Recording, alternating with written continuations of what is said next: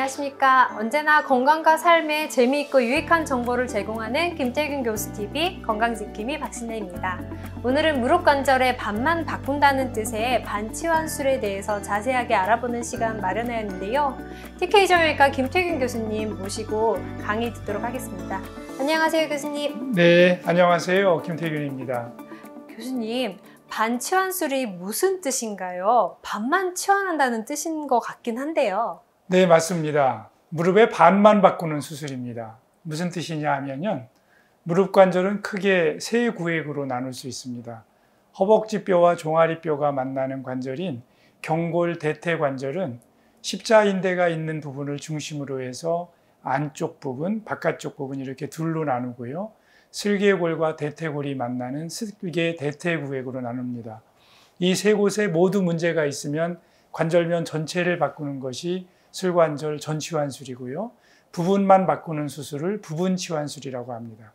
그 중에서 내측 또는 외측만을 바꾸는 수술을 반치환술이라고 합니다. 그래서 반치환술을 내측에도 할 수 있고 외측에도 할 수 있는데 우리나라 환자분들은 대부분 내측에 관절염이 있는 경우고 또 내측에 수술을 하는 경우에 결과가 좋아서 반치환술을 하면 보통은 내측 구획 반치환술을 의미합니다.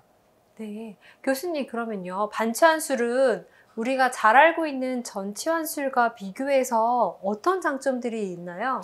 네, 반치환술의 장점은 다음과 같이 6가지로 요약할 수 있습니다. 첫 번째는 수술 과정이 간단하고 빠릅니다. 두 번째는 회복이 더 빠릅니다. 세 번째는 관절 기능이 더 좋습니다. 무엇이 좋은가 하면요, 무릎도 더 많이 굽혀지고 느낌도 더 자연스럽습니다. 네 번째는 수술 후 합병증 위험성이 낮습니다. 특히 염증이 생기는 것, 감염이라고 그러죠. 감염 위험성이 전치환술에 비해서 현저하게 낮기 때문에 이것은 환자분에게도 의료진에게도 아주 큰 장점입니다. 다섯 번째는 치료비가 더 적게 듭니다. 큰 차이는 아닙니다만 그래도 전체 치료비의 약 한 10% 정도가 더 싸다고 생각하면 되고요. 마지막으로 재수술이 필요한 경우에 그 수술 과정이 쉽고 간단합니다. 물론 반치환술 수명이 대략 20년은 가기 때문에 재수술을 해야 되는 경우는 드물지만 수술을 해야 되는 경우에도 전치환술에 비해서 훨씬 더 간단하고 안전하게 할 수 있습니다.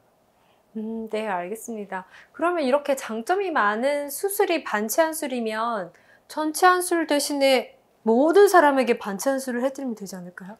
맞아요. 그렇게 생각할 수 있습니다. 그런데 반치환술은 다음과 같이 몇 가지 요건을 갖추어야만 적응증이 됩니다. 첫 번째는 관절염이 무릎 안쪽에만 있어야 돼요. 다시 말하면 무릎의 바깥쪽 부분, 앞쪽 부분은 정상이거나 또는 거의 정상이어야 돼요. 이건 당연합니다. 왜냐하면 반치환술은 반쪽만 바꾸는 것이니까 나머지 부분은 정상이어야 될 거 아니에요? 두 번째는 다리 변형이 심하면 안 됩니다. 정면에서 보았을 때 변형, 즉 O자다리라고 하는데 이것이 9도 이내, 무릎이 덜 펴지는 경우가 20도 이내인 경우에만 반치환술로 가능합니다. 만약에 변형이 심한 경우에 반치환술을 하면 체중이 계속해서 안쪽으로 가해지기 때문에 계속 아프거나 아니면 관절염이 나빠져서 재수술을 해야 되는 경우가 있습니다. 세 번째는 관절 불안정성이 없어야 됩니다. 전후방 십자인대, 내외측 측부인대가 정상이어야 되고 이는 진찰 소견과 함께 MRI 검사를 통해서 확인을 하고요. 마지막으로 나이를 고려합니다. 기능이 좋고 재수술이 수월하다는 면에서는 젊은 층한테 유리하고요. 회복이 빠르고 합병증 위험성이 낮다는 면에서는 고령의 환자에게 유리합니다. 그래서 대략 65세에서 75세 정도 연령층에서는 재수술 위험성이 보다 낮은 전치환술을 1차로 고려하고 65세 미만의 젊은 층, 또 75세 이상의 고령층에서는 반치환술을 우선으로 고려하게 됩니다. 아, 그렇군요, 교수님. 그러면 실제 수술 과정을 간략하게 설명해 주실 수 있으실까요? 네, 그러겠습니다. 저희 병원에서 최근에 학술지에 발표한 논문을 3편을 발표했습니다. 거기에 소개된 수술 방법을 간단하게 설명드리겠습니다. 수술 과정은 8단계로 진행이 됩니다. 첫 번째는 피부 절개와 관절낭 절개를 통해서 관절을 노출시키지요. 두 번째는 종아리뼈의 안쪽 부분을 3 내지 4mm 정도 절제를 합니다. 세 번째는 허벅지뼈 안쪽 부분을 6 내지 7mm 정도 절제를 하고요. 네 번째는 허벅지뼈에 심을 인공관절 크기를 정해서 그 관절에 맞는 골 마무리를 합니다. 다섯 번째는 관절 움직임이 잘 이루어질 수 있는지 관절 간격을 확인하고, 여섯 번째는 종아리뼈에 심을 인공관절 크기를 확정하고 마무리 준비를 하고, 일곱 번째는 인공관절을 골 시멘트를 이용을 해서 고정을 합니다. 마지막으로 이제 폴리에틸렌 관절 연고를 끼우고 상처를 봉합하면 수술이 끝나는 겁니다. 교수님, 그러면 이런 과정을 거쳐서 수술하는데 얼마나 시간이 걸리는지 굉장히 궁금한데요. 그리고 또 수술 후 통증이 심하다고 하는데 통증 조절은 어떻게 하시는지, 또 수혈이 필요한 경우는 없는지 그런 것들이 좀 궁금합니다. 네, 그러겠습니다. 수술 시간은 대략 40분 정도 걸리고요. 수술은 무통수술로 진행하기 때문에 수술 도중에는 물론 통증을 느끼지 않습니다. 수술하고 재활 과정에서 수술 당일에는 거의 통증을 느끼지 않고요. 수술하고 나서 24시간 정도 지나면 그 다음 12시간 정도 제법 통증을 느낍니다. 대략 72시간, 수술하고 나서 3일째가 되면 통증은 참을 정도로 경미하게 되고요. 물론 이런 과정은 최근에 이루어진 무통수술 기법을 사용할 때의 경우입니다. 또 무수혈 수술법을 사용하기 때문에 관절 수술을 앞둔 분들이 이제 종교적인 이유나 또는 의학적인 이유로 걱정하는 다른 사람 피를 수혈하면 어떻게 하나 하는데, 이런 경우는 거의 없습니다. 저희 병원에서는 전치환수라는 경우에도 수혈하는 경우가 거의 없는데, 반치환술인 경우에는 더더욱 수혈을 필요로 하는 경우는 없다고 생각하시면 됩니다. 네, 그렇군요, 교수님. 그러면 수술 후 회복 과정은 어느 정도 시간을 두고 저희가 봐야 될까요? 네, 관절 수술 후 1차 목적이 통증으로부터 해방되는 것이니까 통증이 언제 없어지나가 제일 큰 관심사겠지요. 반치환술 후 통증 양상은 대략 다음과 같이 생각하시면 됩니다. 수술 후 72시간까지는 많이 아프다. 그 다음 한 달, 대략 수술 후 한두 달은 아직 많이 아프다. 숫자로 얘기하면 한 50% 정도 통증이 사라진다. 그 다음 두 달, 그러니까 수술하고 나서 3개월이 되면 70% 정도 통증이 사라진다. 6개월이 되면 90%, 1년이 경과하면 95% 이렇게 됩니다. 그러니까 개인차가 있기 때문에 건강 상태, 통증에 따라서, 통증에 대해서 얼마나 예민하느냐에 따라서 통증이 사라지는 기간이 달라질 수 있습니다. 다음으로는 이제 기능 회복이 중요한 관심사인데요. 수술하고 나서 3일째 걷기 시작해서 수술하고 한 달 지나면 평지는 편안하게 걷고요. 운전도 가능하고, 두 달이 지나면 시장 보기, 산보 등도 가능하고, 6개월에서 1년 사이에 운동 또는 여행을 포함한 정상적인 생활이 가능합니다. 네, 교수님. 환자분들이 또 자주 질문하는 내용이 있는데요. 재활치료가 수술 이후에는 굉장히 중요하다고 하잖아요. 그러면 재활치료를 어디서 어떻게 받아야 되는가도 되게 궁금해하시고, 재활치료에 대해서 이번 기회에 또 상세하게 설명해 주시면 좋은 정보가 될 것 같습니다. 네, 반치환술 후 재활치료의 1차 목적은 수술 후 통증을 경감시켜 드리는 것입니다. 이를 위해서 찜질, 간섭화, 전기자극 치료 등을 이용한 물리치료와 물리치료사가 손이나 장비를 이용해서 붓기를 내리고 근육을 풀어주는 도수치료를 시행하게 됩니다. 2차 목적은 기능회복입니다. 관절 수술 후 기능회복은 크게 4가지로 구분할 수 있습니다. 첫 번째는 걷는 능력이죠. 수술을 앞둔 분들이 가장 고통스러워하는 분이 그것이 아파서 걷지 못하는 것이잖아요. 두 번째는 관절 가동 범위, 즉 관절이 펴지고 굽혀지는 것이죠. 반치환술이 전치환술에 비해서 갖는 장점이 관절 굽혀지는 각도가 크다는 것입니다. 전치환술하고 나서 평균 130에서 135도 정도 굽혀진다면 반치환술인 경우에는 135도에서 145도 정도 굽혀질 수 있습니다. 세 번째는 근력을 회복해서 오랫동안 걷고 운동할 수 있도록 하는 것이죠. 네 번째가 이제 낙상 방지를 위한 균형 감각을 회복하고 좋아하는 운동을 하실 수 있도록 해드리는 겁니다. 이렇게 4가지 목적을 이루기 위해서 잘 짜여진 프로그램에 따라서 재활치료를 받으시는 것이 좋습니다. 네, 교수님. 재활 치료에 대해서 조금 더 상세히 여쭤볼 게 있는데요. 저희가 또 재활 치료가 굉장히 잘 구성된 병원이잖아요. 무릎 굽히는 각도를 크게 한다고 강제로 꺾는 물리치료를 하는 병원들이 굉장히 많다고 들었어요. 그래서 혹시 관절 수술 앞둔 분들이 제일 걱정하는 문제이기도 한데요. 이렇게 강제로 무릎을 꺾는 치료를 꼭 해야 하는 건가요? 네, 아주 중요한 질문을 하셨어요. 우리나라 생활 문화가 많은 부분 서구식으로 바뀌어서 이제는 과거처럼 온돌에서 상을 펴고 식사를 한다든가 요를 펴고 주무시는 그런 문화는 많이 없어졌습니다.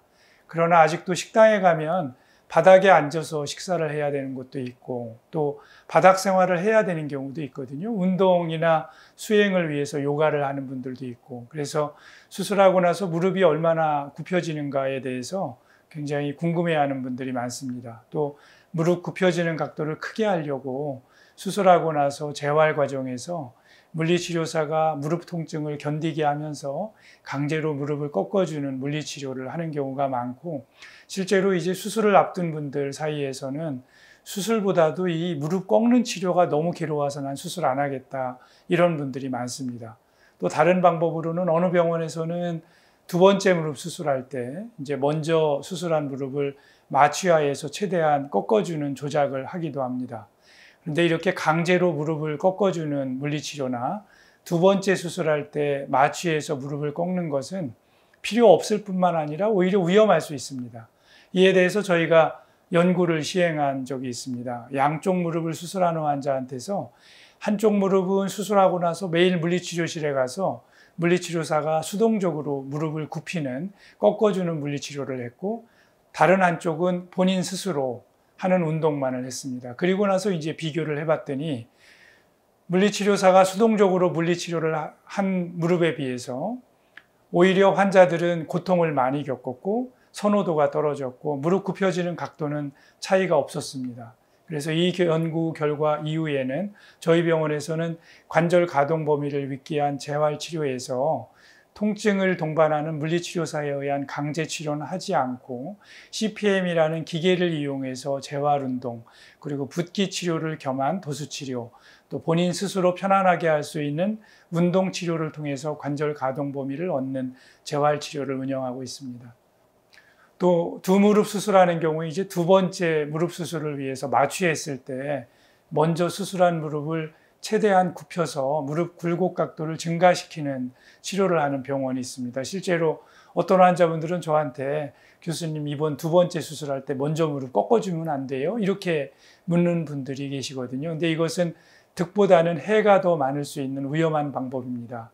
왜냐하면 반치환수를 할 때 관절을 심고 나면 관절막을 봉합하고 피하층을 봉합하고 피부를 봉합합니다. 이렇게 세 개 층이 봉합되어서 관절을 보호하고 힘을 전달하는 역할을 하는데, 이렇게 봉합된 조직이 수술 후에 시간이 경과하면서 낫는 과정이 필요하고 그 낫는 속도에 따라서 관절 운동을 시켜야 되는 겁니다. 그런데 아직 낫지 않았는데 강제로 무릎을 굽히면 그로 인해서 충격으로 봉합된 조직이 찢어질 수도 있고 심한 경우에는 관절낭이 터져서 심각한 합병증이 올 수도 있는 것입니다. 그러니 두 번째 무릎 수술할 때 먼저 한 무릎을 꺾는 치료를 하는 것은 옳은 방법이 아닙니다. 네, 교수님 너무 감사합니다. 그러면 반치환술 후에 재활에 대해서 한 가지 더 여쭙고 싶은 게 있는데요. 교수님, 우리 병원에서 전치환술을 하신 분들은 보행기 짚고 바로 걷도록 하잖아요. 그러면 반만 바꾼 반치환술 환자들은 오히려 그냥 보조기를 6주간 착용시키시는 것 같은데, 제 생각에는 수술이 작으니 재활도 더 간단할 것 같거든요. 왜 이렇게 하시는지 궁금하거든요. 네, 좋은 질문입니다. 이 반치환술이 참 좋은 수술인데 전치환술에 비해서 없는 합병증이 있습니다. 종아리 안쪽 부분만 뼈를 잘라내고 그쪽에 인공관절을 심는데, 그 부분에 뼈가 약하면 체중이 그쪽으로 가해지면서 뼈가 주저앉는 수가 있습니다. 뼈가 단단한 젊은 환자, 대부분 남자 환자한테서는 문제가 되지 않는데 뼈가 약한 고령의 여자 환자한테서는 문제가 될 수 있습니다. 실제로 이제 사진에서 보시는 것처럼 저분은 78세 된 여성 환자였습니다. 수술하고 아무 문제 없이 잘 회복됐는데 수술하고 2주째 재활병원에 갔다가 저희한테 실밥을 뽑으러 오셨는데 저렇게 돼가지고 오신 거예요. 가운데 사진에서 보는 것처럼 안쪽 뼈가 주저앉았죠. 그래서 결국은 전치환술로 바꾸는 재수술을 해드렸습니다.